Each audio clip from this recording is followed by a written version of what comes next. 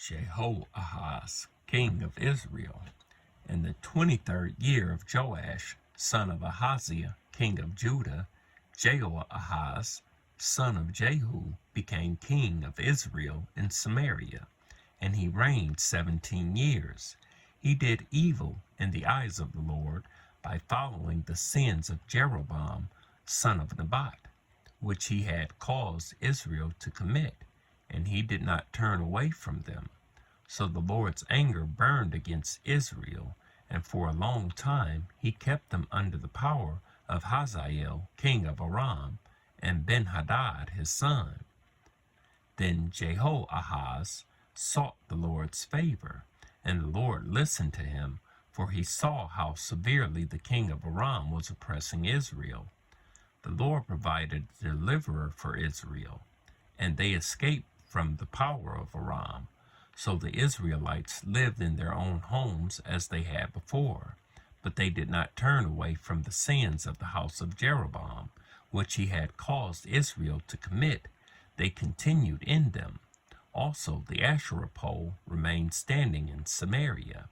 Nothing had been left of the army of Jehoahaz except 50 horsemen, 10 chariots, and 10,000 foot soldiers.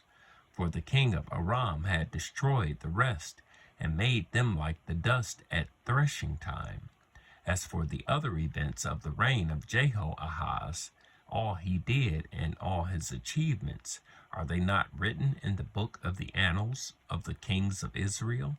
Jehoahaz rested with his ancestors and was buried in Samaria, and Jehoash, his son, succeeded him as king.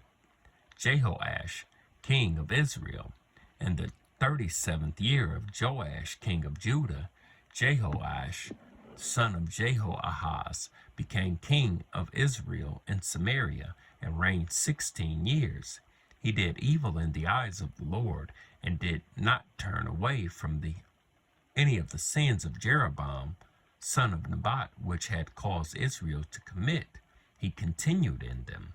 As for the other events of the reign of Jehoash, all he did and all his achievements, including his war against Amaziah, king of Judah, are they not written in the book of the annals of the kings of Israel? Jehoash rested with his ancestors, and Jeroboam succeeded him on the throne. Jehoash was buried in Samaria with the kings of Israel. Now Elisha had been suffering from the illness from which he died. Jehoash, king of Israel, went down to see him and wept over him. My father, he cried, the chariots and horsemen of Israel. Elisha said, get a bow and some arrows, and he did so.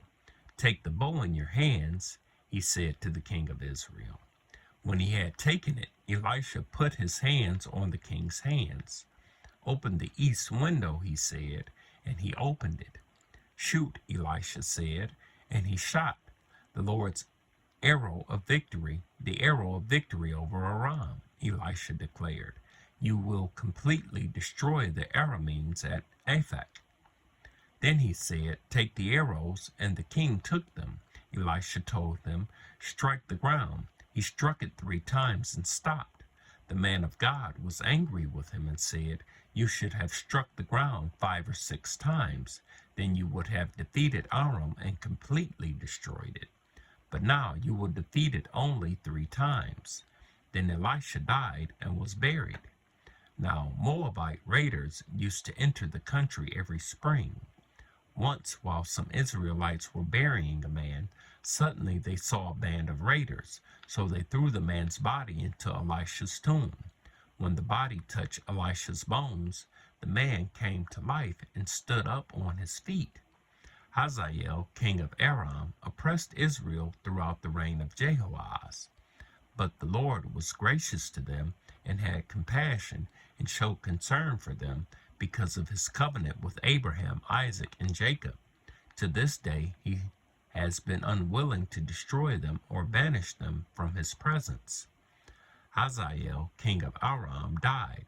Then Ben-Hadad, his son, succeeded him as king. Jehoash, son of Jehoahaz, recaptured from Ben-Hadad, son of Hazael, the towns he had taken in battle from his father Jehoahaz. 3 times Jehoash defeated him, and so he recovered the Israelite towns.